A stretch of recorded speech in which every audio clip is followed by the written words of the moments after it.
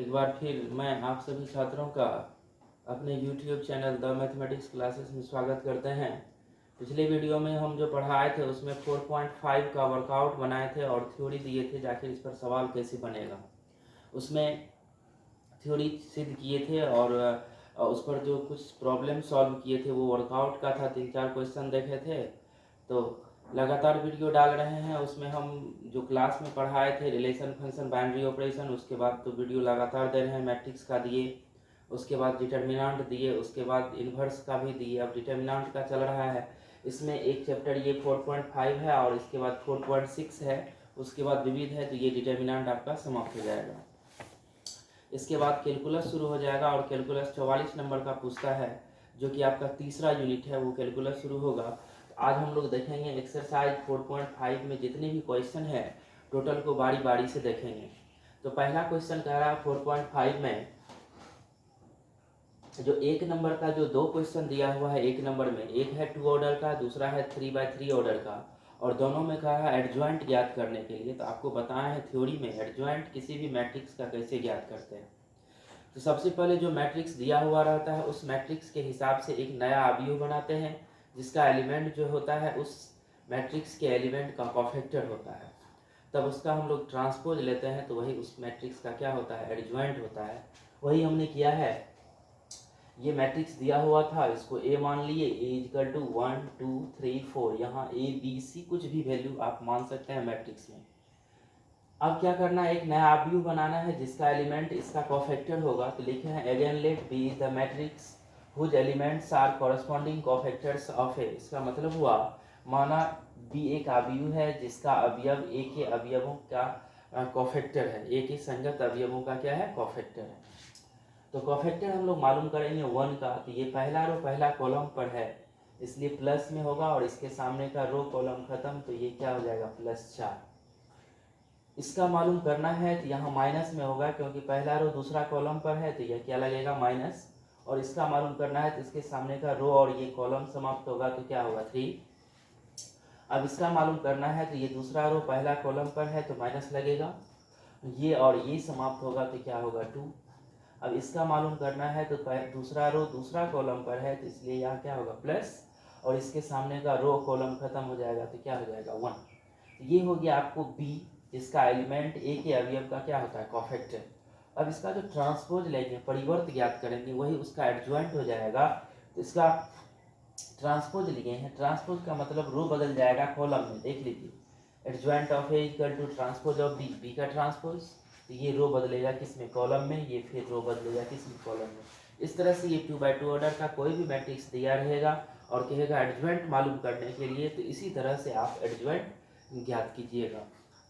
अब है 3/3 ऑर्डर का, देखिए उसको हम कैसे एडजॉइंट मालूम करते हैं।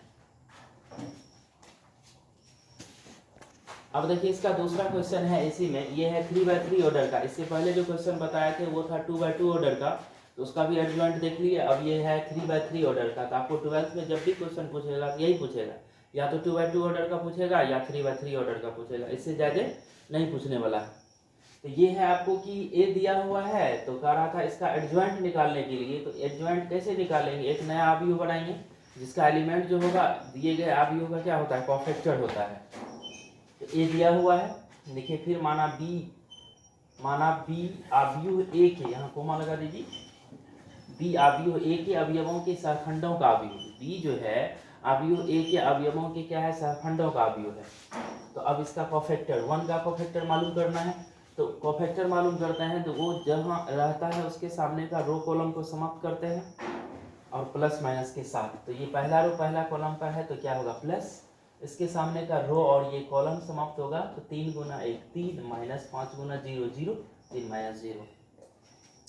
ये नहीं समझिए यहाँ माइनस है तो ये माइनस दिए हैं, नहीं, ये पहला रो दूसरा कॉलम है इसलिए माइनस। इसके सामने का रो और ये कॉलम समाप्त होगा तो 2, अब माइनस माइनस क्या होगा, प्लस, तो ये 5 दूनी 10। अब पहला रो तीसरा कॉलम 2 का मालूम करना है तो प्लस देना है, ये इसके सामने का रो और ये कॉलम समाप्त, 0 + 6। अब इसका मालूम करना है तो ये दूसरा रो पहला कॉलम है तो माइनस लगेगा। अब ये और ये समाप्त होगा तो -1 -0, देख लीजिए। अब इसका मालूम करना है तो दूसरा रो दूसरा कॉलम तो प्लस, इसके सामने का रो और ये कॉलम समाप्त, तो 1 माइनस माइनस प्लस 4, क्योंकि एक घटाते हैं तो माइनस माइनस प्लस हो जाएगा। अब इसका मालूम करना है ये 5 का, तो दूसरा रो तीसरा कॉलम तो माइनस होगा, इसके सामने का रो कॉलम खत्म, तो 0 अब प्लस, ये माइनस माइनस प्लस होगा तो -2। अब इसका मालूम करना है तीसरा रो पहला कॉलम तो प्लस, इसके सामने का रो कॉलम खत्म, -5 -6, तीसरा रो दूसरा कॉलम तो माइनस लगेगा, इसके सामने का रो कॉलम खत्म, तो 5 -4। इसका मालूम करना है तीसरा रो तीसरा कॉलम तो प्लस, इसके सामने का रो कॉलम खत्म, 3 +2 हो जाएगा, ये प्लस है। अब इसको सॉल्व किए हैं, 3 - 0 3, 10 2 12 माइनस तो -12 plus 6 minus minus plus 1, 4 1 5 minus minus plus 2, 6 5 11, 5 में से 4 जाएगा 1 तो -1, 3 2 5, ये तो b निकल गया। b क्या हो गया, a के एलिमेंट के अवयवों का क्या है, a के अवयवों का क्या है, कोफैक्टर का जो मैट्रिक्स होगा वही होता है b। अब इसका ट्रांसपोज लेना है, adjoint of a equal to transpose of b। Transpose of b का मतलब हो गया b के रो को या तो कॉलम में बदल दीजिए या कॉलम को रो में बदल दीजिए। तो रो को हम बदल दिए किस में, कॉलम में। 3 - 12 6 ये रो है, देखिए किस में आ गया, कॉलम में। रो है 1 5 2 किस में आ गया, कॉलम में। रो है -11 -1 5 किस में आ गया, कॉलम में। तो रो को कॉलम में बदले, यही हो गया आपको एडजॉइंट। तो इस तरह से इसका पहला और दूसरा क्वेश्चन आपका समाप्त हो गया। अब फिर 3 नंबर के क्वेश्चन का टाइप चेंज है। अब 3 नंबर में एक क्वेश्चन बनाएंगे, बाकी आपको खुद सॉल्व करना है। तो देखिए 3 नंबर का क्वेश्चन 3 और 4 दो क्वेश्चन दिया हुआ है।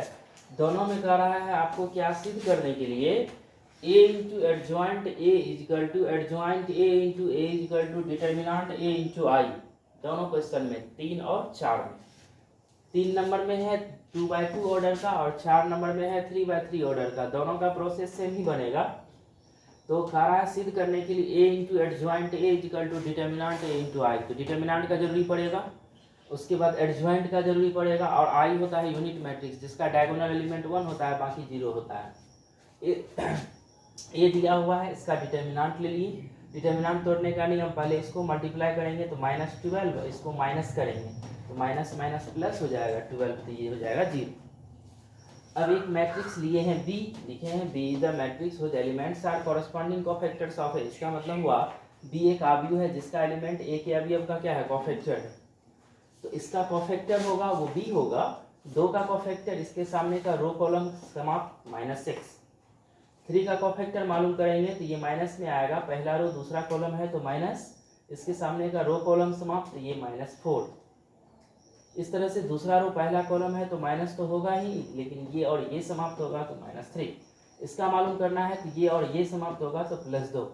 इसको लिखिए -6 माइनस माइनस +4 -3 और 2, ये b निकल गया।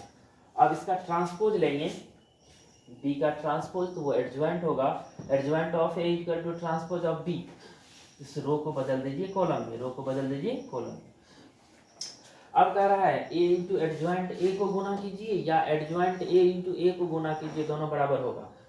तो a और a एडजॉइंट a को गुना किए हैं, a का वैल्यू दिया हुआ है, एडजॉइंट a का वैल्यू लिए, दोनों को गुना किए। गुना करने के पश्चात ये मिला है, गुना करते हैं पहला रो पहला कॉलम। गुना करने का तरीका बताया है, दो मैट्रिक्स को जब हम लोग गुना करते हैं तो फर्स्ट का कॉलम और सेकेंड का रो दोनों बराबर होना चाहिए। उसी को बोले थे प्री फैक्टर और पोस्ट फैक्टर। प्री फैक्टर का कॉलम और पोस्ट फैक्टर का रो बराबर होगा तो गुना एग्जिस्ट होता है। तो यहाँ गुना करेंगे फर्स्ट रो फर्स्ट कॉलम को, -12 + 12, फिर फर्स्ट रो सेकेंड कॉलम तो -6 + 6, इस तरह से। फिर सेकेंड रो फर्स्ट कॉलम तो 24 -24, फिर सेकेंड रो सेकेंड कॉलम तो 12 -12। देख लीजिए यहाँ, अर्थात 0 0 0 0, ये हो गया जीरो मैट्रिक्स। तो जीरो मैट्रिक्स को 0 से सूचित करते हैं, O से सूचित करते हैं। इसको हम लिख सकते हैं 0 × 1 0 0 1, इससे मल्टीप्लाई कीजिएगा यही चीज मिलेगा। ऐसा इसलिए लिखे थे, हमको लाना था डिटर्मिनांट a × i। अब इसका वैल्यू देख लीजिए क्या है, डिटर्मिनांट के इक्वल है, और ये यूनिट मैट्रिक्स हो गया I2, सेकेंड ऑर्डर का है इसलिए I2। तो ये प्रूफ हो गया a into adjoint a equal to determinant a × i।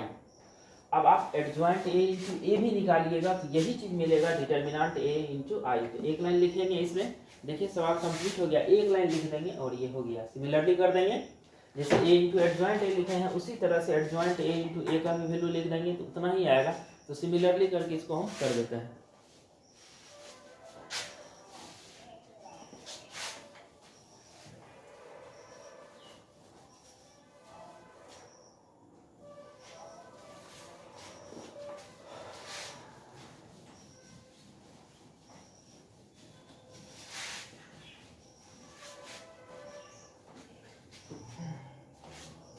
Therefore A into adjoint A equal to निकल गया है तुमको determinant A into I। Similarly का मतलब होता है इसी प्रकार, जैसे उसको हल किए हैं उसी तरह से एडजॉइंट A into A भी तो निकालेंगे तो यही चीज होगा। समीकरण 1 और 2 दोनों से स्पष्ट हो रहा है, ये दोनों आपस में क्या है, इक्वल है। Clearly from equation 1 and 2, from equation 1 and 2, A into adjoint A is equal to adjoint of A into A is equal to determinant A into I। ये सिद्ध हो गया। इस तरह से आप 4 नंबर का 3/3 ऑर्डर का है बनाइएगा, बन जाएगा। इसी तरह से सेम प्रोसेस है। अब 5 नंबर से जो क्वेश्चन दिया है उसमें इन्वर्स का रहा, मांग कर रहा है, इन्वर्स कर रहा है, जिसका अस्तित्व हो उसका। अस्तित्व का मतलब होता है डिटर्मिनेंट निकालेंगे, अगर वो 0 नहीं होगा तो इन्वर्स का अस्तित्व होगा, अगर 0 होगा तो इन्वर्स का अस्तित्व नहीं होगा। तो 5 नंबर का एक क्वेश्चन बनाते हैं, देखिए उसके आधार पर ये 3-4 क्वेश्चन है, बन जाएगा। देखिए 5 नंबर का क्वेश्चन, 6 नंबर का क्वेश्चन जो है 5 से लेकर के इसमें 10 नंबर तक जो क्वेश्चन, 11 नंबर तक जो क्वेश्चन दिया है उसमें कह रहा है प्रत्येक अवयवों का व्युत्क्रम मतलब इन्वर्स मालूम करना है जिनका अस्तित्व हो। अस्तित्व का मतलब होता है सबसे पहले आप डिटर्मिनेंट निकालिएगा, डिटर्मिनेंट का वैल्यू अगर 0 होगा तो इन्वर्स का अस्तित्व नहीं होगा, अगर 0 नहीं होता है तो इन्वर्स का अस्तित्व होगा। और A inverse equal to formula होता है adjoint of A by determinant A. एक इन्वर्स आपको बताया है तरीका ज्ञात करने का, वो मैट्रिक्स, ये ट्रांसफॉर्मेशन मेथड से जब मैट्रिक्स दिया हुआ रहता है और उसका इन्वर्स मालूम करते हैं ट्रांसफॉर्मेशन मेथड से, उसमें यूजिंग करके बनाते हैं, या तो रो के मेथड से बनाते हैं, रो को अप्लाई करते हैं तो रो से ही बनाते हैं, या कॉलम पर अप्लाई करते हैं तो कॉलम से ही बनाते हैं। वो मैट्रिक्स में देख चुके हैं। आज देखना है आपको ये डिटर्मिनेंट में जो इन्वर्स निकालना है किसी भी मैट्रिक्स का, तो उसका फॉर्मूला होता है adjoint of A by determinant. अर्थात किसी भी मैट्रिक्स का इन्वर्स निकालने के लिए डिटर्मिनेंट चाहिए और उसका एडजॉइंट चाहिए। तो हमने सबसे पहले डिटर्मिनेंट निकाला। तो डिटर्मिनेंट निकालने का तरीका आप जानते हैं, 3 दूनी 6, 4 दूनी 8, मतलब ये माइनस होता है तो माइनस माइनस प्लस हो जाएगा, अर्थात 14 जो कि 0 के इक्वल नहीं है। जैसे ही 0 नहीं होगा इसका मतलब ए इन्वर्स का अस्तित्व है, 0 होगा तो ए इन्वर्स का अस्तित्व नहीं है और वहाँ से ए इन्वर्स नहीं निकलेगा। एक आप चाहिए, एक अवयव चाहिए बी जिसका एलिमेंट ए के अवयव का क्या होगा, परफेक्टर। तो 2 का परफेक्टर मालूम करेंगे तो प्लस में आएगा, इसके सामने का रो कॉलम समाप्त, ये 3 इसका मालूम करेंगे, पहला रो है दूसरा कॉलम है तो माइनस आएगा, और इसके सामने का रो और ये कॉलम समाप्त तो -4। इसका मालूम करना है दूसरा रो पहला कॉलम तो माइनस होगा, ये और ये समाप्त तो -2, माइनस माइनस प्लस 2 हो जाएगा। इसका मालूम करना है दूसरा रो दूसरा कॉलम तो प्लस, इसके सामने का रो कॉलम समाप्त तो ये, तो b इक्वल टू 3 - 4 2 2। देख लीजिए, अब इसका एडजॉइंट चाहिए तो इसका ट्रांसपोज होगा, adjoint of A equal to transpose of B, तो रो बदलेगा कॉलम में 3 - 4 2 2 2 2, रो बदल जाएगा कॉलम में। अब फॉर्मूला होता है A inverse equal to adjoint of A by determinant A. तो डिटर्मिनेंट ए का वैल्यू कितना है, 14 है तो 1/14, और एडजॉइंट ए का वैल्यू दी, यही आपका हो गया आंसर। तो ये 5 और ये क्या 5 और 6 2 ऑर्डर का था।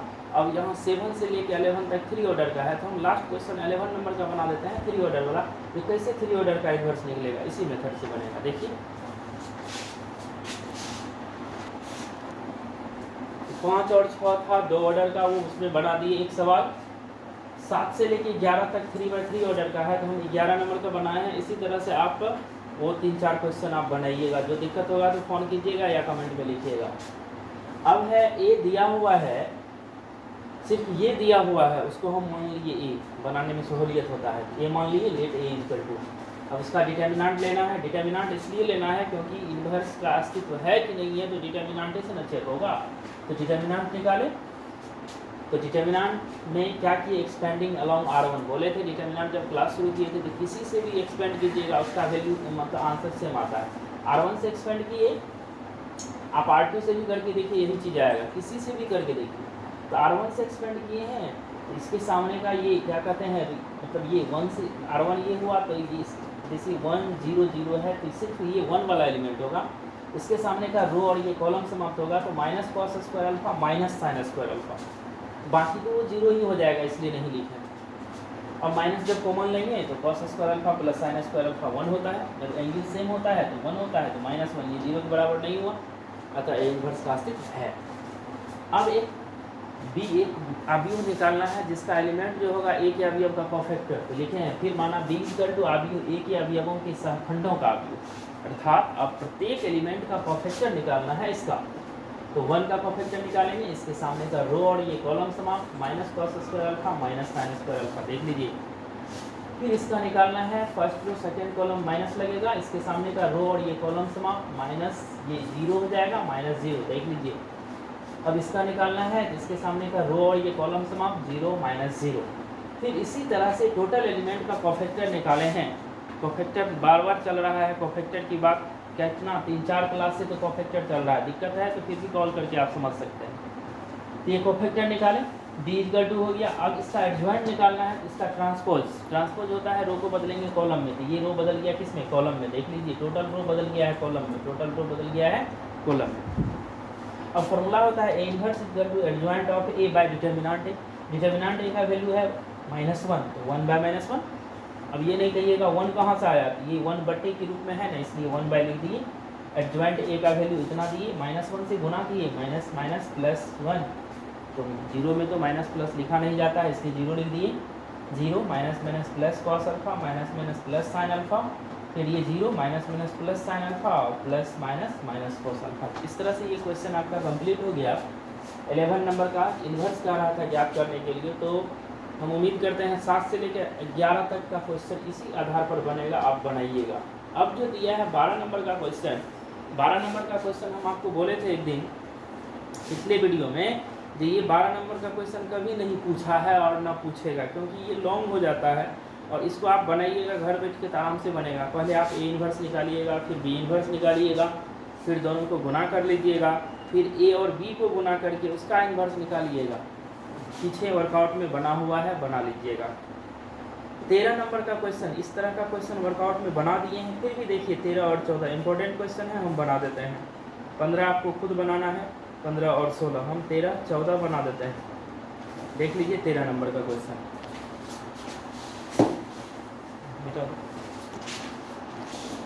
देखिए 13 और 14 क्वेश्चन इंपॉर्टेंट है। ये जब भी पूछेगा 5 नंबर में पूछेगा, क्योंकि इसमें 2 क्वेश्चन ऐड कर दिया है।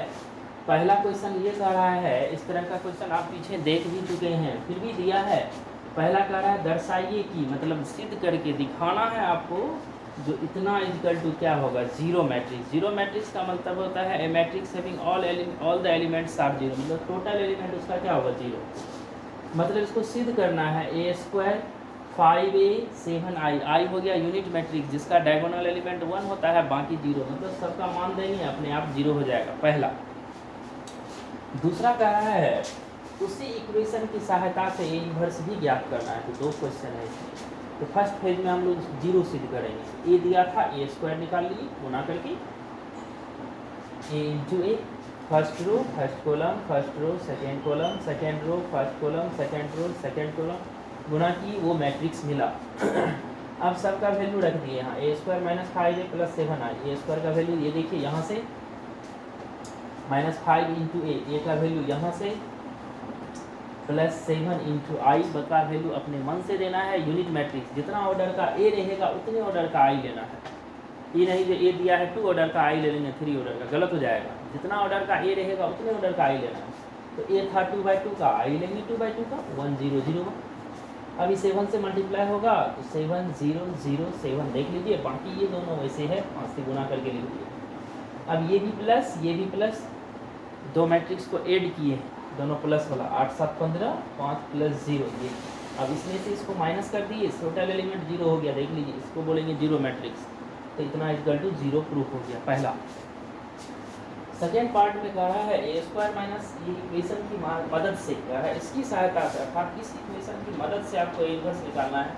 इक्वेशन लिखे, दोनों तरफ ए इनवर्स से गुना करने पर, ए इनवर्स से इसलिए गुना कर रहे हैं कि कह रहा है ए इनवर्स मालूम करना है, इसलिए तो ए इनवर्स इंटू ये LHS फिर ए इनवर्स इंटू 0, तो प्रत्येक टर्म में गुना होगा, A inverse A square minus 5 A into A inverse plus 7 A inverse into I equal to A inverse into 0, तो 0 हो जाएगा।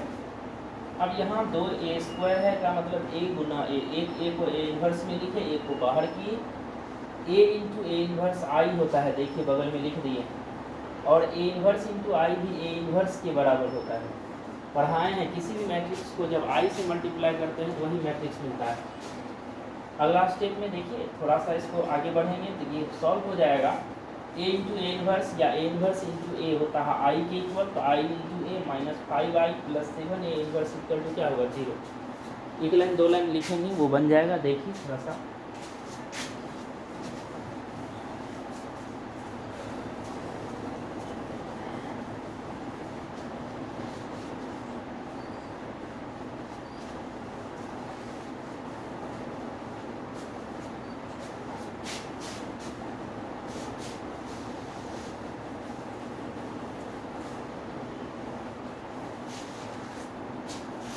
अब यहाँ देखिए ए इनवर्स इंटू ए क्या होगा, I into A minus 5 into I plus 7 A inverse equal to होगा 0। समझिए, ए इंटू ए इनवर्स आई होता है तो आई इंटू ए होगा, 5 into I 7 A inverse equal to. किसी भी मैट्रिक्स में आई से मल्टीप्लाई करेंगे तो वही मैट्रिक्स मिलेगा। ये यहाँ ये नहीं समझना है, ये 5 इंटू आई है, ये यूनिट मैट्रिक्स है, ये 5 मैट्रिक्स नहीं है, एलिमेंट है, इसलिए इसको नहीं समझिएगा 5 लिखेंगे, गलत हो जाएगा। ये 5 आई ही रहेगा plus 7 A inverse equal to 0। बगल में समझने के लिए, चूँकि A into I equal to A होता है, यहाँ से इसका वैल्यू निकालना था, 7 ए इनवर्स इक्वल टू 0, ये उधर जाएगा तो माइनस ए या प्लस क्या होगा 5i, सबका वैल्यू पुट करेंगे, 0 का मतलब 0 0 0 0 माइनस ए का वैल्यू दिया हुआ है, देख लीजिए आपकी बुक में, ए का वैल्यू क्या है, ए का वैल्यू है 3 1 माइनस 1 2, 3 1 माइनस 1 और 2, और प्लस 5 इंटू आई, आई लिखिए 1 0 0 1, इसको सॉल्व करेंगे,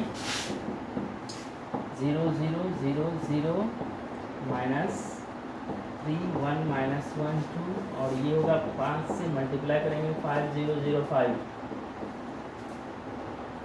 इसको सॉल्व कर लीजिए, इसको ऐड, इसको ऐड करेंगे तो यही चीज़ मिलेगा, 5 0 0 5 माइनस 3 1 माइनस 1 और 2, इसमें से ये घटेगा, 5 में से 3 जाएगा 2, 0 में से जाएगा माइनस 1, 0 में से ये माइनस माइनस प्लस 1, 5 में से 2 जाएगा 3। तो अब यहाँ से देख लीजिए थोड़ा सा, ये 7 A inverse equal to 2 minus 1 1 और 3, यहाँ से ए इनवर्स का वैल्यू निकलेगा 1/7 इंटू 2 माइनस 1 1 और 3, यही होगा आपका आंसर। आप अगर एडजॉइंट वाला मेथड से भी बनाइएगा तो यही आंसर आएगा, adjoint A by determinant A, determinant A निकालिए, एडजॉइंट निकालिए, उसमें डिवाइड करके देखिए, यही आंसर आएगा। अब एक क्वेश्चन 14 नंबर का है, उसमें कह रहा है to find the value of A and B, small A और स्मॉल बी का मान ज्ञात करना है, वो क्वेश्चन देखिए। देखिए 14 नंबर का क्वेश्चन अलग टाइप का क्वेश्चन है, इसमें कहा है स्मॉल ए और स्मॉल बी का वैल्यू ज्ञात करने के लिए। इस तरह से कोई मैट्रिक्स दिया हुआ रहेगा, इक्वेशन दिया हुआ रहेगा, कोई ज़रूरी नहीं है यहाँ ए बी, यहाँ की भी डाल सकता है, मतलब कोई भी यहाँ आपको स्केलर दे सकता है, के दे या एक्स वाई भी दे सकता है, या टी यू भी दे सकता है, यू भी डब्ल्यू कुछ भी दे सकता है। मान कहेगा ज्ञात करने के लिए किसी प्रोसेस से आगे बढ़ेंगे। यहाँ ए क्यूब भी दे सकता है तो ए क्यूब निकालेंगे, पहले ए स्क्वायर निकालेंगे, फिर उसको ए से गुना करके ए क्यूब निकालेंगे। तो ये दिया हुआ है तो ए स्क्वायर निकालना जरूरी है, तो ए था ए स्क्वायर निकाल लिए, ए इंटू ए इसको गुना किए ये निकल गया 11843, किसका वैल्यू, ए स्क्वायर का वैल्यू। अब जो इक्वेशन दिया है A square plus A into capital A plus B into capital I equal to क्या है 0, ए स्क्वायर का वैल्यू वहाँ से दी प्लस ए इंटू ए तो है ही कैपिटल ए मैट्रिक्स जो था वो दिए 3211 प्लस बी इंटू ये आई यूनिट मैट्रिक्स है तो 1001, बोले थे ये जितना ऑर्डर का होगा उतने ऑर्डर का ही देना है, और ये जीरो मैट्रिक्स है तो टोटल एलिमेंट 0 0 0 0 0।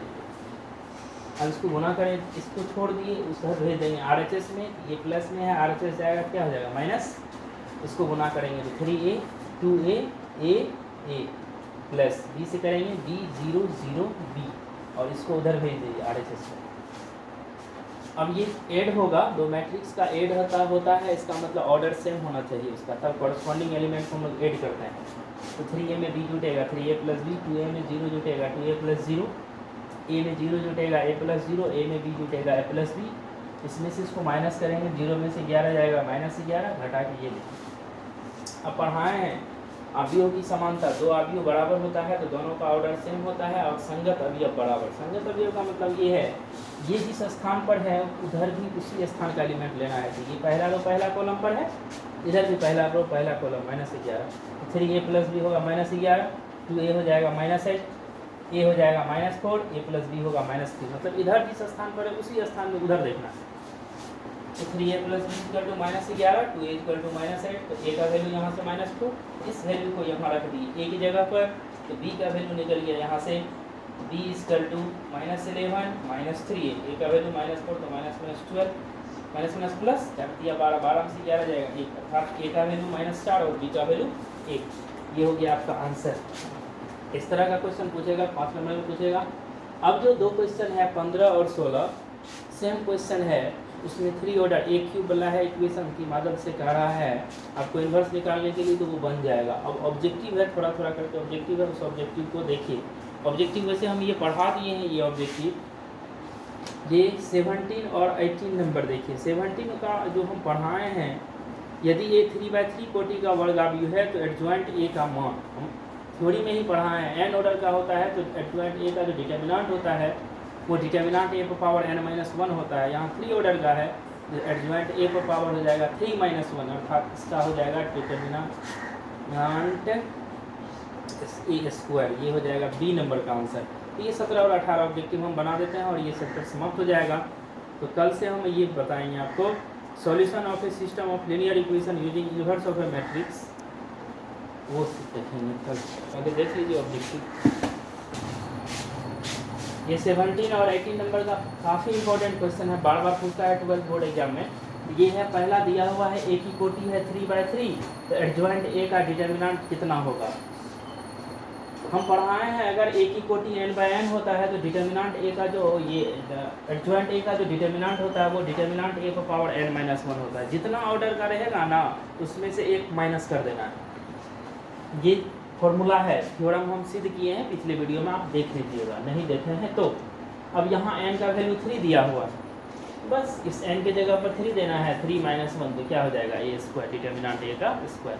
अगर ये रहेगा 4/4 ऑर्डर का तो यहाँ हो जाएगा 4-1 3, मतलब जितना ऑर्डर का रहेगा उसमें डिटर्मिनेंट पर एक कम पावर हो जाता है। याद रखिएगा, वैसे याद हो जाएगा और बना लीजिएगा क्वेश्चन। अब है 18 नंबर का क्वेश्चन, ए कोटि 2 का इन्वर्सेबल मैट्रिक्स है। पढ़ाए हैं इन्वर्सेबल मैट्रिक्स होता है तो ए into A inverse I, B into B inverse I, C into C inverse I, A into A inverse आई, दोनों तरफ डिटर्मिनेंट लेने पर, क्योंकि डिटर्मिनेंट में आंसर मांग रहा है। अब यही डिटर्मिनेंट इसलिए लगाए हैं क्योंकि ऑप्शन जो दिया है इसी डिटर्मिनेंट में दिया है, इसलिए ये डिटर्मिनेंट DET लिखे हैं, क्योंकि बोले थे डिटर्मिनेंट को DET से डिनोट करते हैं, त्रिभुज जो का जो रूप होता है उससे डिनोट करते हैं, और ये मोड़ तरह का जो होता है दो गोलाठी उससे डिनोट करते हैं डिटर्मिनेंट को। तो ये डिटर्मिनेंट लगाए हैं दोनों तरफ, determinant A into A inverse equal to determinant I. पढ़ाए हैं यहाँ पर दो मैट्रिक्स अगर प्रोडक्ट में हो डिटर्मिनेंट लगाते हैं तो अलग अलग डिटर्मिनेंट के प्रोडक्ट के अलग अलग डिटर्मिनेंट के गुणनफल के क्या होता है, बराबर होता है। तो ये हो जाएगा determinant A into determinant A inverse, determinant I 1 होता है। डिटर्मिनेंट आई का वैल्यू क्या होता है 1, याद रखिएगा। किसी भी यूनिट मैट्रिक्स का अगर डिटर्मिनेंट निकालेंगे तो वो 1 होगा, चाहे कितने ऑर्डर का निकालिए। तो डिटर्मिनेंट ए इनवर्स निकलेगा यहाँ से, तो 1 बटे क्या हो जाएगा डिटर्मिनेंट ए।